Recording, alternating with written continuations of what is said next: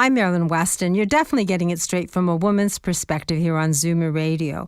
And lately, our conversation has been focused to help empower women, especially widows, navigate their journey forward and be confident with their financial strategies.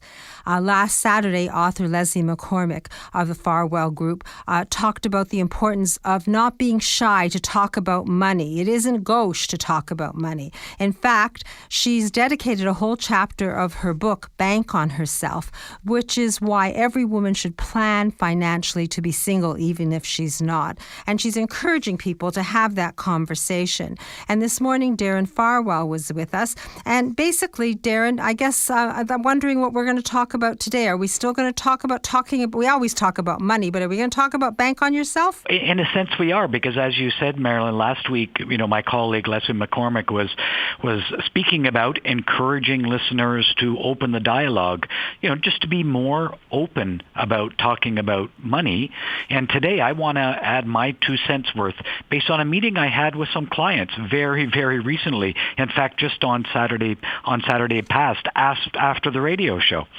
On that Saturday, my clients, Jim and Sheila, met me at a bank branch close to where they live. I quite often do that. I'll meet with clients at a bank branch near their home, so we have a nice office environment to meet at, but they don't have to travel too far.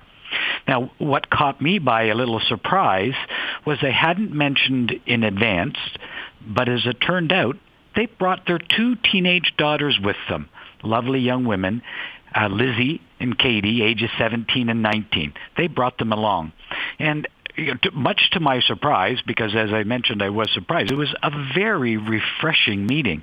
And what was interesting about it is just how open the parents were about all of the matters financial with their daughters there. We talked about RSPs, why RSPs are important, how you might use them. We talked about tax-free savings account, how you use them, what are the benefits. We talked about when to do an RSP, when to do a tax-free savings account. Right with the kids there, we signed some documents that the parents needed to update and explained what the documents were and why we were signing them, and that we should send them copies of those documents when we got back to the office. And it didn't really even stop there. We really got into discussing long-term strategy.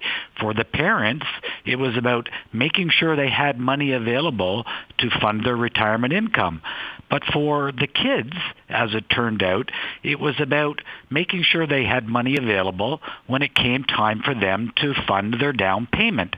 So the whole family was involved in the discussion, and as we went through that discussion, I realized, well, number one, I should have spent more time talking to my kids about money the way that they were talking about their kids, because there was a lot there to be learned.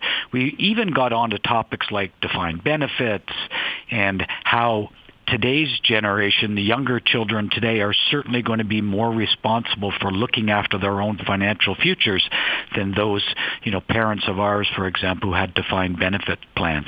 So really, all in all, it was one big learning fest. And certainly, these young women are going to be much the better for it. Remember, we've talked in previous shows about how only 32% of women feel they're confident in making an investment and financial planning decisions.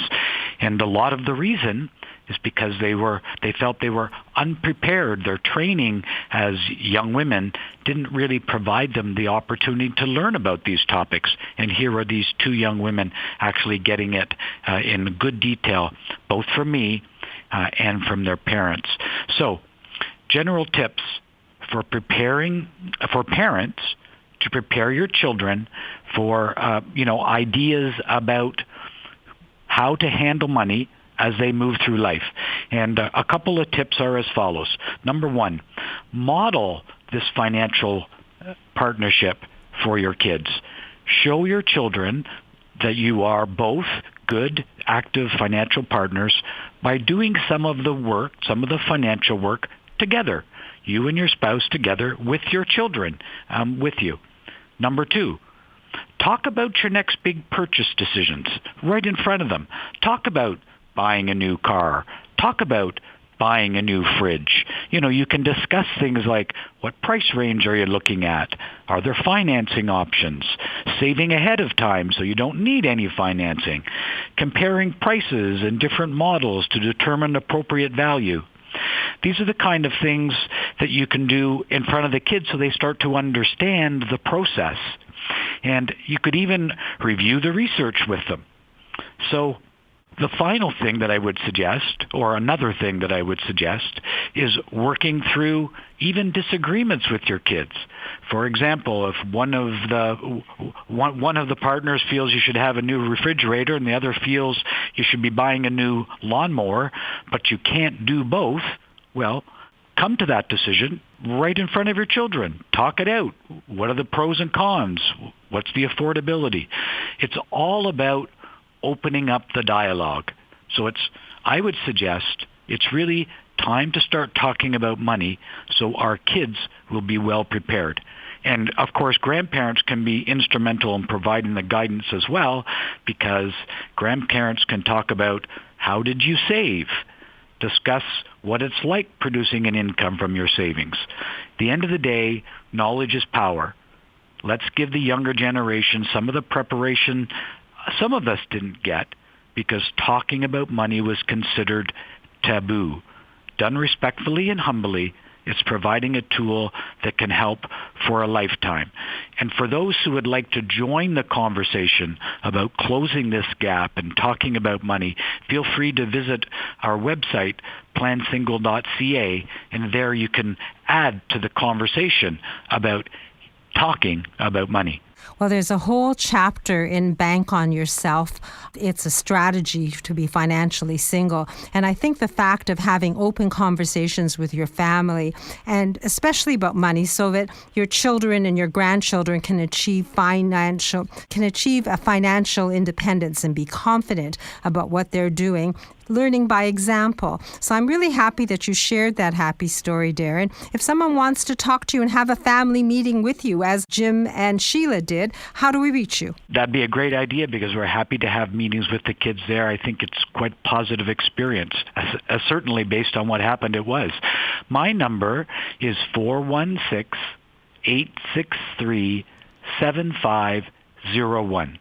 So if someone calls 416-863-7501, you can ask for Darren Farwell, Leslie McCormick. It basically takes you to the team of the Farwell Group, and you can actually organize a family meeting and make sure that that conversation about money does happen, and happen logically with informed and you can make informed decisions. The Farwell Group is dedicated to helping people gain confidence and take part in their financial future. And Darren, I really appreciate that happy story and the example. Thank you. You're welcome. Now, Dr. Betty Rosendahl is going to join us. She's of Thornhill Naturopathic Clinic, and she's going to talk about our second brain. Yes, we have two brains. Anyway, and then we're going to hear happy stories from matchmaker Linda Miller of Misty River Introductions and hearing instrument specialist Edmund Ivazian of Hearing Aid Source Centers of Toronto, and lots more to come, so you can learn all from a woman's perspective right here on Zoomer Radio.